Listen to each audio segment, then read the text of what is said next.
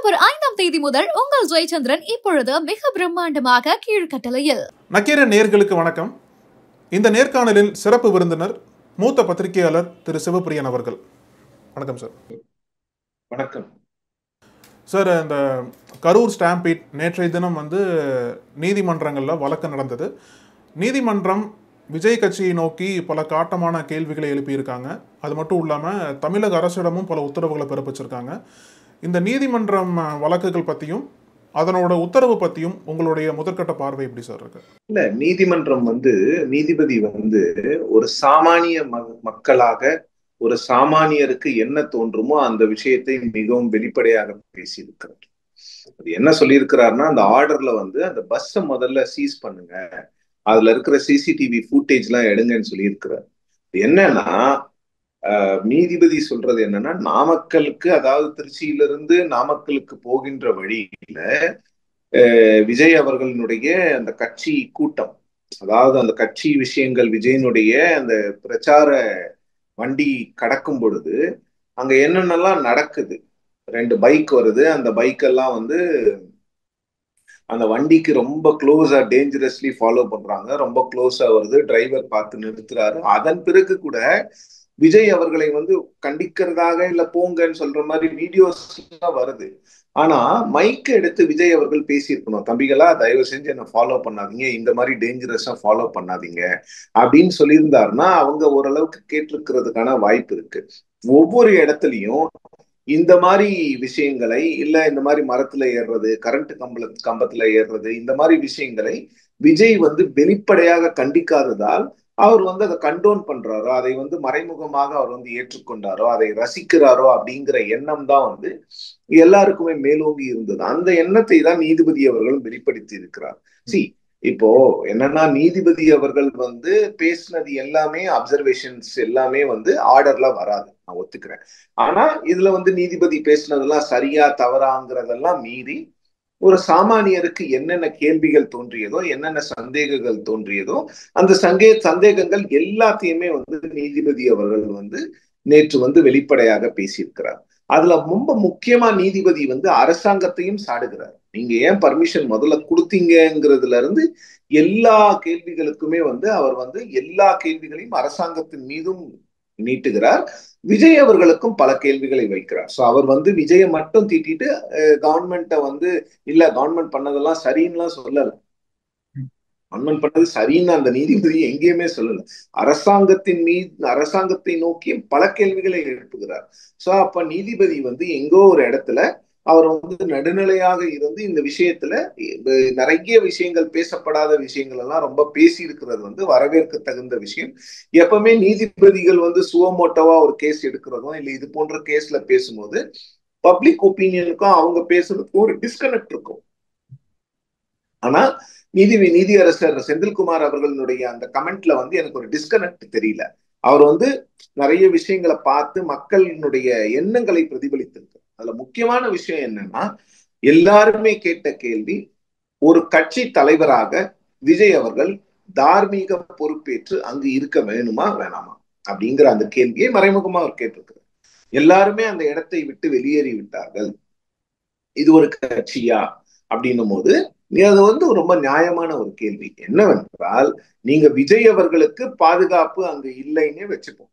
விஜய் அவர்கள் ஸ்டாம்பீடு நடந்த பிறகு அந்த ஹாஸ்பிட்டலுக்கு போக வேண்டாம், அது ஒரு law and order problem create பண்ணும் அப்படிங்கிற ஒரு எண்ணம் இருந்தாலும் கூட விஜய் அவர்கள் போக வேண்டாம், அவர் திருச்சியில் இருந்திருக்கலாம். அவருடைய தொண்டர்களை அனுப்பி, அவருடைய 2ஆம் கட்ட தலைவர்களை அனுப்பி அங்கு அவரை பார்க்க வந்த மக்கள் மரணம் அடைந்து கிடக்கிறார்கள், மயக்கமடைந்து மருத்துவமனையில் அனுமதிக்கப்பட்டிருந்த மக்களை இன்னும் யாரும் சென்று சந்திக்கவில்லை அப்படிங்கிறது எவ்வளவு பெரிய விஷயம் அப்படிங்கிறது தான் இங்க கேள்வி.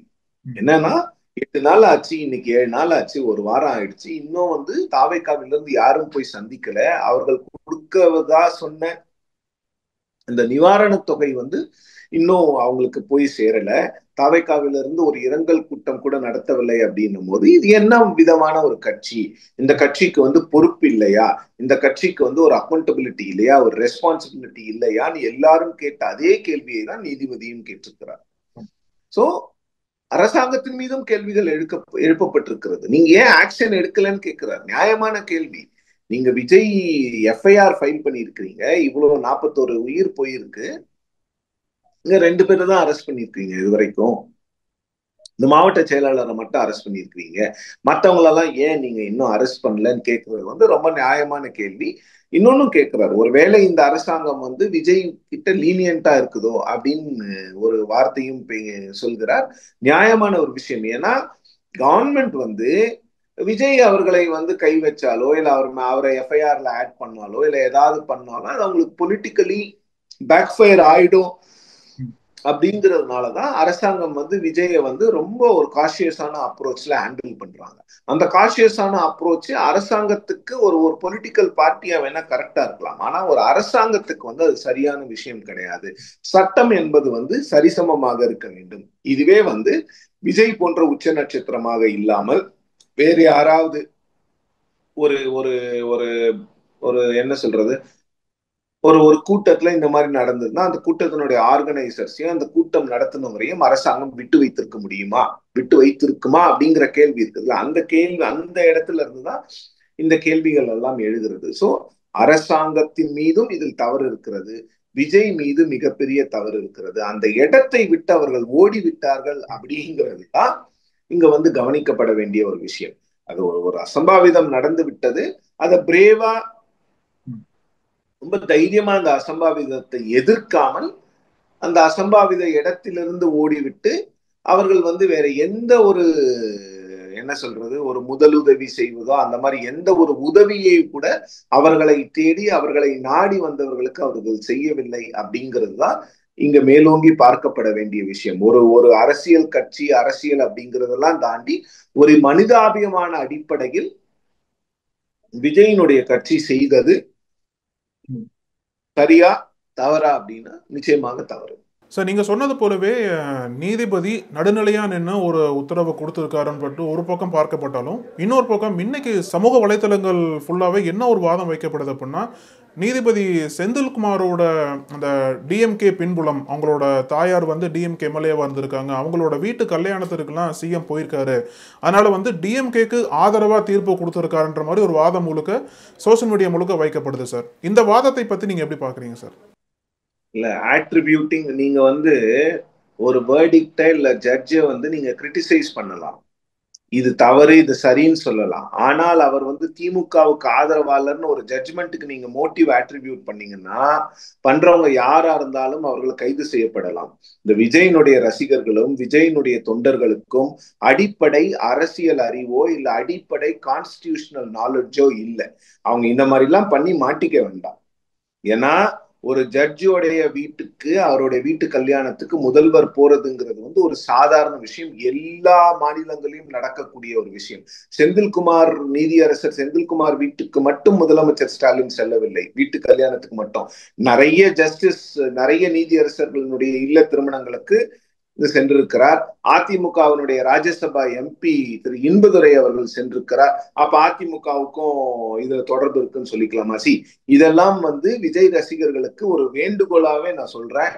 நீங்க ஜட்ஜ்மெண்ட்ஸை நீங்க கிரிட்டிசைஸ் பண்ணலாமே தவிர எப்பொழுதுமே நீங்க ஜட்ஜ்மெண்ட்ஸ்க்கு மோட்டிவ் ஆட்ரிபியூட் பண்ணக்கூடாது. பண்ணீங்கன்னா அது கண்டெம்ட் ஆஃப் கோர்ட் ஆயிடும். உங்களுக்கு அது ஒரு மிகப்பெரிய பிரச்சனையாக மாறும். இளைஞர்களுக்கு ஒரு விஷயம் சொல்லிக் கொள்கிறேன், உங்கள் மீது ஒரு எஃப்ஐஆர் பதியப்பட்டால் உங்களுக்கு வேலைக்கெல்லாம் நீங்க வெளியில போக முடியாது, வெளிநாட்டுல போய் வேலை செய்ய முடியாது. இதே போன்றுதான் நிறைய இடங்கள்ல கூடங்குளம் போன்ற இடங்கள்ல நிறைய பேருக்கு பாஸ்போர்ட்டை முடக்கிட்டாங்க. அது நிறைய பேர் வெளிநாட்டுக்கு போக முடியாம போயிடுச்சு. சோ இளைஞர்கள் தயவு செய்து இது போன்ற விஷயங்களில் ஈடுபடாதீர்கள். ஒரு எஃப்ஐஆர் உங்க மேல வந்துருச்சுன்னா அந்த எஃப்ஐஆரை குவாஷ் பண்றது எல்லாமே ரொம்ப கடினமான ஒரு காரியம். இதெல்லாம் தேவையில்லாத வேலைகள். இந்த விஷயத்துல டோன்ட் பிளே வித் ஃபயர். ஒரு எஃப்ஐஆர் வந்துருச்சுன்னா உங்க வாழ்க்கை அப்படியே தலைகீழாக மாறிவிடும். விஜய் கட்சியும் சரி மத்த கட்சியும் சரி யாருமே உங்களுக்கு ஹெல்ப் பண்ண மாட்டாங்க. It will be your own battle. நீங்க மட்டும்தான் ஃபைட் பண்ணும். தயவு செஞ்சு 18 வயசுல இருந்து 25 வயசு வரைக்கும் இருக்கிற இளைஞர்களும் விஜயினுடைய தொண்டர்களும் ரசிகர்களும் தயவு செய்து ஒரு விஷயத்தை புரிந்து கொள்ளுங்கள். நீதிமன்றத்தை எந்த இடத்திலும் நீதிமன்றம் கொடுத்த தீர்ப்புக்கு மோட்டிவ்ஸ் ஆட்ரிபியூட் பண்ணாதீங்க. ஒரு கேஸ் வந்துருச்சுன்னா உங்களால வாழ்க்கையில அப்புறம் அந்த கேஸ்ல இருந்து வெளியில வர முடியாது. அது ரொம்ப இக்கட்டான சூழ்நிலை, உங்களையும் உங்கள் குடும்பத்தையும் சென்று விடும். விஜய் அவர்கள் அவருடைய சொகுசு பங்களால இருப்பாரு, அவரை சுற்றி இருப்பவர்கள் அவர்களுடைய சொகுசு பங்களாவில் இருப்பார்கள். ஆனால் பிரச்சனை உங்களுக்கு தான். இந்த விஷயத்தில் மாட்டிக்கொள்ளாதீர்கள். சார், இப்போ இந்த கரூர் ஸ்டாம்பீட் பொறுத்தளவில் அவங்க தாவேக்காவினர் என்ன விமர்சனம் வைக்கிறாங்க அப்படின்னா, அது திட்டமிட்ட சதின்ற மாதிரி ஒரு விமர்சனம் வைக்கப்படுது. அதற்கு கிரவுண்டில் சில மக்கள் ஆதரிக்கவும் செய்கிறாங்க சார். ஆனால் இந்த திட்டமிட்ட சதி செந்தில் பாலாஜி மீது சந்தேகம் இருக்குன்னு சொல்லிட்டு கிரவுண்டில் பேசின தாவேக்காக்காரங்க நேற்றைய தினம் கோர்ட்டில் நடைபெற்ற விசாரணையில் அந்த மாதிரி வாதமே வைக்கப்படலன்னு சொல்லிட்டு செய்திகள்லாம் வெளியில் வருது. ஸோ இதுவே ஒரு முரணா தெரியலையா சார்? இதை பற்றி உங்களோட கருத்து என்ன சார்? முரண் தான். அவங்க கிட்ட எந்த ஆதாரமும் இல்ல. அவங்களுடைய டோட்டல் ஃபெயிலியர். அவங்க கிட்ட ஆதாரம் தான். முதல்ல அந்த ஆதாரத்தை எடுத்து காமிக்கணும். அவங்க கிட்ட அந்த பஸ்ஸை சுத்தி நிறைய சிசிடிவி கேமராஸ் இருக்கு. அவங்க ஆட்கள் வீடியோஸ் ரெக்கார்ட் பண்ணியிருப்பாங்க. அப்ப அதெல்லாம் எடுத்து அவங்க இந்நேரம் வெளியில சொல்லியிருக்கலாமே. அவங்க கிட்ட இது சதி அப்படிங்கிறதுக்கு ஆதாரம் இருந்தா தாவேகாவினுடைய இரண்டாம் கட்ட தலைவர்கள் இருக்காங்கல்ல, விஜயை விட்டுருங்க, அவர் எல்லாத்துக்கும் பேச முடியாது. இரண்டாம் கட்ட தலைவர்கள் ஆதவ அர்ஜுனா, சிடிஆர் நிர்மல்குமார், அருண்ராஜ், அப்புறம் புஷி ஆனந்த் போன்றவர்கள் தங்களை பாதுகாத்துக் கொள்வதுல ரொம்ப குறியா இருக்கிறாங்கல்ல, அவங்க எல்லாம் இப்படி எல்லாம் எவிடன்ஸ் இருக்குன்னு சொல்லிட்டு செந்தில் பாலாஜி பண்ண மாதிரி ஒரு பிரஸ் கான்ஃபரன்ஸ் ஏன் பண்ணல? இவங்களை யாருமே தடுக்கலையே. கரூர் இவங்களுடைய வாதத்துக்கே நான் வரேன். கரூர் போறதுக்கு தான் உங்களுக்கு பர்மிஷன் வேணும். ஆக்சுவலா விஜய் தவிர வேற யாருக்குமே பர்மிஷன் தேவையில்லை. அதுதான் உண்மை. விஜய்க்கு கூட ஏன் பர்மிஷன் வேணும்னா, அவர் போய் அங்க அசம்பாவிதம் நடந்தால் அது லா அண்ட் ஆர்டர் ஆகும். அதனால அந்த விஷயத்துல விஜயும் பர்மிஷன் கேட்கறது ரொம்ப ஒரு நியாயமான விஷயம்.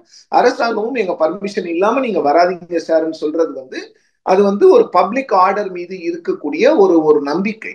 ஒரு ஒரு ஒரு பப்ளிக் ஆர்டருக்கு எந்த ப்ராப்ளமும் வந்துடக்கூடாதுங்கிறது ரெண்டு பேருக்கும் இருக்கக்கூடிய ஒரு அக்கறை. ஆனால் ஆதவ அர்ஜுனாவோ இல்ல சிடிஆர் நிர்மல்குமாரோ அருண்ராஜோ புஷி ஆனந்தோ கரூருக்கு போறதை யார் தடுக்கிறா? யாருமே தடுக்கலையே. இவங்க போய் பார்த்தாங்களா? இவங்க எதுக்கு பர்மிஷன் கேட்கணும்? முதல்ல இவங்க எல்லாம் யாருக்குமே தெரியாத தலைவர்கள். இவங்க எல்லாம் போய் பார்க்கறதுக்கு எந்த பிரச்சனையும் கிடையாது. இவங்க தாராளமா போலாம். ஆனா சதி அப்படிங்கிற ஒரு விஷயத்துல இவங்க பேசுறாங்கல்ல, இவங்க கிட்ட ஆதாரம் இருக்குன்னா அந்த ஆதாரங்கள்லாம் ஏன் இன்னும் வெளியில கொண்டு வரல? இல்ல நேற்று நீதிமன்றத்திலேயே சொல்லியிருக்கலாம்ல, எங்க கிட்ட இவ்வளவு ஆதாரம் இருக்கு, நாங்க அதெல்லாம் வெளியில கொண்டு வந்தா அது இன்வெஸ்டிகேஷனுக்கு ப்ராப்ளம் ஆகும், நாங்க நீதிமன்றத்துக்கிட்ட சப்மிட் பண்றோம் நேற்று சொல்ல வேண்டியது தானே. நேற்று நீங்க சொல்லவே இல்லையே. மாறாக என்ன நடக்குதுன்னா, அங்க செந்தில் பாலாஜியை பத்தி எதுவும் பேச மாட்டேங்கிறீங்க, அரசாங்கத்தோட சதின்னு எதுவும் பேச மாட்டேங்கிறீங்க, அரசாங்கம் கூடுதல் பாதுகாப்பு வழங்கலன்னு சொல்றீங்க. அது நானும் ஒத்துக்கிறேன். நானும் அந்த விஷயத்த மக்கள் கிட்ட கீழே கிரவுண்ட்ல கேட்டேன். கரூருக்கு போகும்போது அவங்க எல்லாருமே சொன்னாங்க பாதுகாப்பு குறைவாக இருந்ததுன்னு. அரசாங்கம் வேற மாதிரி சொல்றது. ஆனால் இந்த விஷயத்தில் நான் மக்களை நம்புகிறேன். ஒரு அரசாங்கம் எப்பொழுதுமே they will be economical with the truth. ஆனா மக்களுக்கு அந்த அரசாங்கத்தை பற்றி வேண்டுமென்றே குறை சொல்ல வேண்டிய அவசியம் எந்த சாமானிய மக்களுக்கும் இல்லை. சோ அதனால நான் மக்கள் பக்கம் நிக்கிறேன். அப்ப பாதுகாப்பு குறைபாடு இருந்தது. நீங்க என்ன பாதுகாப்பு குறைபாடுக்கு நீங்க என்ன நிவர்த்தி பண்ணீங்க? நீங்க எப்படி அந்த இடத்தை கேட்டீங்க? அந்த இடத்துல ஒரு டிரைனேஜ் இருக்கு, அந்த டிரைனேஜை ஏன் மூடல? உங்க ரசிகர்கள், விஜயனுடைய ரசிகர்கள் மரத்தின் மீது ஏறி உட்கார்ந்ததால் தான் இந்த பெரும் சம்பவம் நடைபெற்றிருக்கிறதாக அங்க இருக்கிறவங்க சொன்னாங்க. சோ அதற்கெல்லாம் எவ்வளவு பேருக்கு நீங்க தண்ணி கொடுத்தீங்க? எத்தனை தண்ணி பாட்டில் அங்க வச்சிருந்தீங்க? எத்தனை பேருக்கு நீங்க வேற ஏதாவது ஒரு ஃபர்ஸ்ட் எய்டு இது வச்சிருந்தீங்களா? இல்ல ஃபர்ஸ்ட் எய்டு ஒரு என்ன சொல்றது ஒரு டாக்டரோ இல்ல ஒரு நர்ஸோ வச்சு ஒரு மெடிக்கல் கேம்ப் ஏதாவது போட்டீங்களா? எதுவுமே இல்லை. எந்த ஒரு முயற்சியும் எடுக்காமல் 3ல இருந்து 10 மணிக்கு பர்மிஷன் வாங்கிட்டு 12 மணிக்கே வந்துருவாருன்னு சொல்றீங்க. இது என்ன நியாயம்? அப்ப 12 மணிக்கு விஜய் வராருன்னு சொன்னா 10 மணில இருந்து மக்கள் கூடுறாங்க. 10 மணில இருந்து நைட் 7 மணி வரைக்கும் அவங்க இருந்தாங்கன்னா 10 மணி நேரம் ஒரு மக்கள் தண்ணி குடிக்காம, போதிய அளவுக்கு தண்ணி குடிக்காம இருந்தாங்கன்னா அவங்க நிலைமை என்ன ஆகும்? அது on the top of that ஒரு ஆம்புலன்ஸ் வருது, இந்த மாதிரி மரத்தில் மரக்கிளை உடைக்கிறது. அப்ப அங்க பெரும் அசம்பாவிதம் நடக்கும் பொழுது இதையெல்லாம் கண்டு கொள்ளாமல் அந்த இடத்தை விட்டு இரண்டாம் கட்ட தலைவர்கள் எல்லாம் ஓடிவிட்டு இப்போ ஆன்டிசிபேட்டரி பெயில்ல என்ன சொல்றாங்க? அது மாவட்ட செயலாளரோட பிரச்சனை. இது என்னங்க? இது கட்சியாங்க? ஒரு கட்சினா திமுகலோ இல்ல அதிமுகலோ ஒரு கிளை கழக செயலாளருக்கு ஏதாவது பிரச்சனைனா சென்னையில இருந்து பிரீஃப் போகும். இப்ப அதிமுகவை எடுத்துக்கோங்களேன். எனக்கு ஒரு பிரச்சனை தெரியும். ஒரு ஒரு திருவள்ளூர் மாவட்டத்துல ஒரு அதிமுக தொண்டருக்கு வந்து ஒரு பிரச்சனை வந்துருச்சு. ஒரு போலீஸுக்கும் அதிமுக தொண்டருக்கும் பிரச்சனை ஆயிடுச்சு. அந்த பிரச்சனையில போலீஸ்க்கு பிரச்சனையானதுனால டிஸ்ட்ரிக்ட் கோர்ட்ல பெயில் வாங்க முடியாதுன்னு ஆன்டிசிபேட்டரி பெயில் வாங்குறாங்கங்க. மறுநாள் காலையில ஹைகோர்ட்டை மூவ் பண்ணி அந்த தொகுதியினுடைய அதிமுக எம்எல்ஏ ஹைகோர்ட் அவர் ஒரு வக்கீல் அவர் வந்து போய் ஹைகோர்ட்டை மூவ் பண்ணி ஆன்டிசிபேட்டரி பெயில் கட்சி செலவுல வாங்குறாங்க. ஒரு சாதாரண தொண்டர் அவரு. இந்த மாதிரி ஏகப்பட்ட லட்சக்கணக்கான எக்ஸாம்பிள்ஸ் இருக்கும் தமிழ்நாட்டுல. திமுகவும் அதிமுகவும் தங்களுடைய தொண்டர்களை எப்படி காப்பாத்துறாங்க. ஆனா இங்க ஒரு பொதுச் செயலாளர் வந்து ஒரு மாவட்ட செயலாளரோட பிரச்சனை, அவர் அரெஸ்ட் பண்ணிட்டீங்கல்ல, என்ன ஏன் அரெஸ்ட் பண்றீங்கன்னு கேக்குறாரு. இது எந்த விதத்தில் நியாயம்? இது என்ன கட்சி நடத்துறீங்களா இல்ல நீங்க வேற யாராவது பிரைமரி ஸ்கூல் மாதிரி? அவன் தான் சார் பென்சில் திருடிட்டான், நான் திருடல, அவனைதான் கூட்டு போய் பிரின்சிபல் ரூம்ல உட்கார வச்சுட்டீங்களே, என்ன ஏன் கூப்பிடுறீங்கன்னு கேக்குற மாதிரி இருக்கு. இது என்னங்க இது? இது கட்சியா இது? இல்ல பேசிக்கலா பாருங்களேன், ஒரு மாவட்ட செயலாளரை அரெஸ்ட் பண்ணது போதும், என்ன ஏன் அரெஸ்ட் பண்றீங்கன்னு கேக்குறாங்க. இது என்ன விதமான ஒரு மனநிலை? அப்ப வந்து தங்களை காப்பாற்றிக் கொள்வது மட்டும்தான் முக்கியம் நினைக்கிறவங்க கிட்ட ஆட்சி வந்தா என்ன ஆகும், அதிகாரம் வந்தா என்ன ஆகும்? இது சாமானிய மக்கள் கேட்க வேண்டிய ஒரு கேள்வி. நேத்து புஷி ஆனந்த் வந்து ஒரு ஒரு கட்சி பொதுச் செயலாளர் எப்படியெல்லாம் நடந்து கொள்ளக்கூடாதோ அதற்கான ஒரு கிளாசிக் எக்ஸாம்பிளா புஷி ஆனந்த் இப்போ வந்து இருக்கிறார். சார் நீங்க சொன்னது போலவே சிடிஆர் நிர்மலுடைய ஆர்குமெண்ட்ஸ் இப்படி எல்லாம் இல்ல. ஏன்னா சிடிஆர் நிர்மல் வந்து 2 எஸ்டாப்ளிஷ்ட் பொலிட்டிக்கல் பார்ட்டிஸ்ல இருந்து வந்திருக்காரு. அவருக்கு தெரியும் என்ன ஆர்கியூ பண்ணணும் என்ன ஆர்கியூ பண்ணக்கூடாதுன்னு நிர்மலுக்கு தெரியும். அங்கதான் நிர்மலும் புஷி ஆனந்தும் வேறுபடுறாங்க. புஷி ஆனந்த் வந்து ஒரு பாண்டிச்சேரியில் ஒரு சிறிய இடத்தில் எம்எல்ஏவாக இருந்துட்டு வந்து ஒரு ஃபேன் கிளப் அசோசியேஷன் நடத்திட்டு இருக்கிறாரு. அவருக்கும் நிர்மல் போன்ற அரசியல்வாதிகளுக்கும் இருக்கக்கூடிய வித்தியாசத்தை நீங்க பாருங்க. நிர்மல் அந்த மாதிரி ஆர்கியூவே பண்ணல. அதனாலதான் நான் சொல்றேன், நிர்மல் மாதிரி ஆட்கள் அங்க போயிருக்கணும். கரூருக்கு போய் நிர்மல் மாதிரி ஆட்கள் அங்க பேசி இருக்கணும். அவங்களுக்கு ஓரளவுக்கு எக்ஸ்பீரியன்ஸ் இருக்கு. அவங்களுக்கு வந்து நிர்மலுக்கு வந்து 2 கட்சியில வேலை செஞ்ச ஒரு அனுபவம் இருக்கும்போது அவரை நீங்க அனுப்பிச்சு அங்க மக்கள் கிட்ட பேச வச்சிருக்கலாம். அங்க போய் அந்த மக்களுக்கு ஆறுதல் சொல்லி இருக்கலாம். அந்த மக்களுக்கு நீங்க உடனே நிவாரணம் எல்லாம் கொடுக்க வேணாம், ஆறுதல் கொடுத்து ஆளுக்கு 10,000 ரூபாய் கொடுத்து இது ஈமச்சடங்கு செய்யறதுக்கு வச்சுக்கோங்கன்னு சொல்லிட்டு வந்திருக்கலாம். அந்த மக்கள் வந்து உங்களை பாராட்டி இருப்பார்கள். இங்க பேசிக்கலா என்னன்னா, அந்த 41 பேர்ல ஒரு குடும்பம் கூட விஜய் அவர்களை பிளேம் பண்ணல. யாருமே விஜய பிளேம் பண்ணல. விஜய்க்கும் இதுக்கும் சம்பந்தம் இல்லைன்னு தான் சொன்னாங்க. அதை இவங்க யூஸ் பண்ணிக்கிட்டு எல்லாருமே அங்க போய் நின்று அந்த மக்களோடு மக்களாக தோள் கொடுத்து நின்று அவர்களுடைய துக்கத்துல வந்து இவங்க பங்கெடுத்திருக்கணும். பங்கெடுக்காம மாவட்ட செயலாளரை அரெஸ்ட் பண்ணது போதும், பொதுச் செயலாளரை என்ன ஏன் அரெஸ்ட் பண்றீங்கன்னு கேட்கிற முதல் அரசியல்வாதியாக புஷி ஆனந்த் தமிழ்நாட்டில் இருக்கிறார். அவருக்கு வந்து சாதனை விருதே கொடுக்கலாம் நீங்க. இதுதான் ப்ராப்ளம். ஒரு ஃபேன் கிளப் அசோசியேஷன்ல இருக்கிறவங்கள நீங்க அப்படியே வந்து கிராஜுவேட் பண்ணி நீங்க ப்ரமோட் பண்ணீங்கன்னா என்ன ஆகுங்கிறது தான் புஷி ஆனந்தோட கதை. இது நான் அதே கட்சியில தான் நிர்மலும் இருக்கிறாரு. நிர்மல் இந்த மாதிரி ஆர்கியூ பண்ணல. ஏன்னா ஒரு கட்சியில accountability is important. It is a team work. Mathiyazhagan என்ன டைரக்டா விஜய் கிட்ட பேசி ஆர்கனைஸ் பண்ணாரா? புஷி ஆனந்த் சொல்லி தானே ஆர்கனைஸ் பண்றாரு. அந்த கட்சிக்கு பொதுச் செயலாளர் யாரு? புஷி ஆனந்த் தானே. புஷி ஆனந்த் தானே கரூர் எஸ்பி போய் பார்த்துட்டு வந்து வெளியில பேட்டி கொடுத்தாரு. அப்ப அன்னைக்கு மட்டும் புஷி ஆனந்துக்கு வந்து அந்த மீடியா லைம் லைட் மட்டும் இனிச்சுதா? புஷி ஆனந்த் போன்றவர்கள் வந்து ஃபேன் கிளப் அசோசியேஷனே நடத்தணும்னா ஃபேன் கிளப் அசோசியேஷனே நடத்திட்டோம். அவங்க வந்து மக்களுக்கு பணியாற்றக்கூடிய ஒரு கட்சி அப்படின்னு ஒரு கட்சிக்குள்ள வந்துட்டாங்கன்னா அவர்களுடைய போக்குகளை மாற்றிக்கொள்ள வேண்டும். அவங்க கட்சியிலே எஸ்டாப்ளிஷ்ட் பொலிட்டிக்கல் பார்ட்டிஸ்ல இருந்து வந்தவங்க இருக்கிறாங்க, அவங்க கிட்ட கேட்டு தெரிஞ்சுக்க சொல்லுங்க. சார் இப்போ நீங்க சொன்னது போலவே விஜய் ஒரு வீடியோ வெளியிட்டார். அதுல வந்து எங்க தொண்டர் மேல கை வைக்காதீங்க, ஏன் மேல கை வைங்கன்ற மாதிரி விஜய் சொன்னார். ஆனால் அதுக்கு ஆப்போசிட்டா புஷி ஆனந்த் வந்து ஏன் மேல கை வைக்காதீங்க, தொண்டரை கை வைங்கன்ற மாதிரி ஒரு வழக்கத்தை கொடுத்துருக்காரு சார்.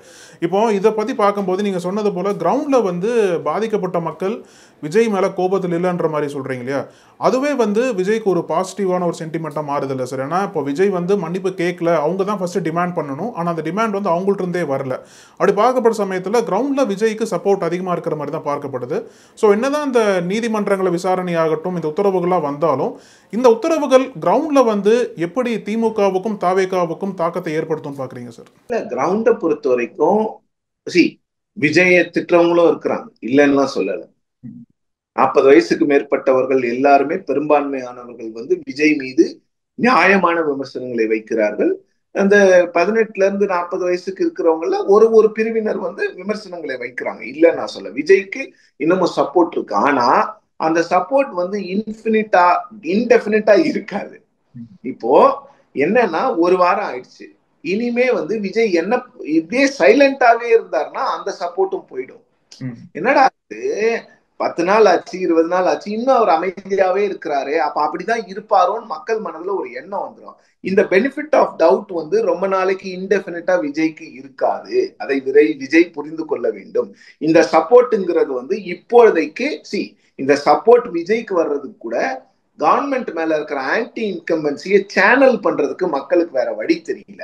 அந்த சேனலா விஜயை யூஸ் பண்ணிக்கிறாங்க. அதனாலதான் விஜய் வந்து கிளீன் ஷீட் கொடுக்குறாங்க. சோ அந்த கிளீன் ஷீட் வந்து ரொம்ப நாளைக்கு இருக்காது. விஜயும் அந்த கிளீன் ஷீட்டை யூஸ் பண்ணிட்டு என்ன பண்ண போறாருன்னு பாக்குறோம். எவ்வளவு கூடிய சீக்கிரத்துல, எவ்வளவு விரைவில் அவர் வந்து கரூர் போய் மக்களை பார்க்க போறாரு, இல்ல அந்த நிவாரணத்தை கொடுக்க போறாரு, அவர்களுக்கு வேற ஏதாவது உதவி பண்ண போறாரா அப்படிங்கிற விஷயங்கள் எல்லாம் நாம பொறுத்து இருந்துதான் பார்க்கணும். ஆனா விஜய்க்கு கிடைச்சிருக்கக்கூடிய இந்த கிளீன் ஷீட், இந்த சப்போர்ட் வந்து இன்டெஃபினட்டா இருக்காது.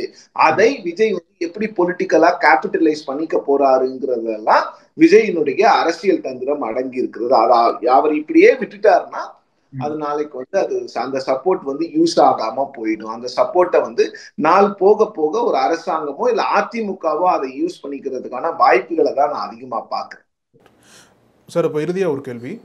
உங்களோட பார்வையில விஜய் கட்சிக்காரங்க எப்படியெல்லாம் பொறுப்புகளை தட்டி கழிக்கிறதா பாக்குறீங்க சார்? தலைமையிலிருந்து கீழே தொண்டர்கள் வரைக்கும் எப்படியெல்லாம் பொறுப்புகளை வந்து எவைட் பண்றாங்கன்னு பாக்குறீங்க? அவங்களுக்கு பொறுப்பே இல்லை. முதல்ல அவங்க தொண்டர்களுக்கு வந்து ஒரு எப்படி வந்து ஒரு மனிதாபிமானத்தோடு நடந்து கொள்ள வேண்டும், ஒரு பண்பட்ட அரசியலை எப்படி பண்ணணும்னே தெரியல. மரத்து மேல ஏறுறது, எலக்ட்ரிக் போர்ட் மேல ஏறுறது, அப்புறம் பைக் அடிச்சு உடைச்சிட்டோங்கிறது ரொம்ப பெருமையா வந்து மீடியா கிட்ட சொல்றது. நான் என்ன கேக்குறேன்னா, விஜய் அவர்கள் போறாருல, அந்த வண்டியை ஃபாலோ பண்ண வேண்டிய அவசியம் என்ன உங்களுக்கு? முதல்ல 2 வீலர்ல போயிட்டு ஃபாலோ பண்ணி அவ்வளவு பெரிய கொடியை தூக்குறாங்க அந்த வண்டியில, என்னங்க இது? முதல்ல நீங்க வந்து ஒரு பண்பட்ட மக்களாக மாற்றிக்கொள்ளுங்கள் உங்களை. அப்புறம் வந்து அந்த இடத்துக்கு போறவங்களை கிண்டல் பண்றது, பெண்களை கிண்டல் பண்றது, அவங்க மேல தண்ணி எடுத்து ஊத்துறது, இதெல்லாம் பத்திரிகையாளர்களுக்கு நடந்திருக்கிறது. இதெல்லாம் பெருசா வெளியில ரிப்போர்ட் ஆகல. சோ ஒரு அன்ரூலி கிரௌடா இருக்கிறாங்க. அந்த அன்ரூலி கிரௌட்ல இருந்து அவங்க முதல்ல மாறணும். பொறுப்பை யாருமே ஏத்துக்கலையே. விஜய் முதற்கொண்டு யாருமே இன்னும் பொறுப்பேற்றுக்கல அந்த கட்சியில. விஜய் ஓரளவுக்கு இது தார்மீகமா நான் பொறுப்பேற்கிறேன், என் கூட்டத்துக்கு வந்தாங்க, இதுக்கு வந்து நான் முதல்ல அவங்களுக்கு எல்லாருக்கும் நான் மன்னிப்பு கேட்டுக்கிறேன், அரசாங்கம் சரியா செயல்படல, அதுக்கு வந்து நாம கேள்விகள் கேட்போம், நாம் நீதிமன்றத்தை நாடுவோம், நாம் மக்களை நாடுவோம், நாம எல்லாம் பெரிய புரட்சி பண்ணுவோம், பெரிய போராட்டம் பண்ணுவோம் விஜய் சொல்லிட்டு ஒரு சாரி சொல்லியிருந்தாருன்னா இந்நேரம் விஜய் வந்து டாலஸ்ட் லீடரா பார்க்கப்பட்டிருப்பார். ஆனா அந்த பொறுப்பை விஜய் ஏற்றுக்கொள்ளாமல் அந்த பொறுப்பை கொண்டு போய் முதலமைச்சர் கிட்ட போடும்போது அது வந்து இப்ப வந்து மக்களுக்கு வந்து ஓகே இதெல்லாம் கரெக்ட்னு தோணும். ஆனா ரொம்ப நாளைக்கு விஜய் இதே விஷயத்த பண்ணிட்டு இருந்தாருன்னா இவர் ஒண்ணுமே பண்ண மாட்டேங்கிறாரு. அந்த 41 மக்களினுடைய உயிருக்கு என்ன வந்து பதில் அப்படிங்கிற கேள்வி மக்களிடம் வந்து ரொம்ப மேலோங்கி நிற்கும். Right sir. சார், இந்த நீங்க கேட்ட இந்த கேள்வியோட அந்த நேர்காணலை முடிக்கிறேன் சார். பொறுத்திருந்து பார்க்கலாம் மேற்கொண்டு எப்படிலாம் அந்த வழக்குகள் வந்து வரப்போகுது, என்னென்ன மாதிரி உத்தரவுகள் வரப்போகுதுன்னு சொல்லிட்டு பொறுத்திருந்து பார்க்கலாம் சார். ரொம்ப நன்றி சார், நேரத்துக்கும் கருத்துக்களுக்கும் நன்றி. அக்டோபர் 5ஆம் தேதி முதல் உங்கள் ஜெயச்சந்திரன் இப்பொழுது மிக பிரம்மாண்டமாக கீழ்கட்டளையில். நக்கீரன் டிவிக்கு சப்ஸ்கிரைப் செய்யுங்கள். உங்கள் ஆதரவே எங்கள் பலம். ஆசிரியர்களுக்கு நண்பனாகவும் மாணவர்களுக்கு ஆசானாகவும் திகழும் தேர்வு வழிகாட்டி.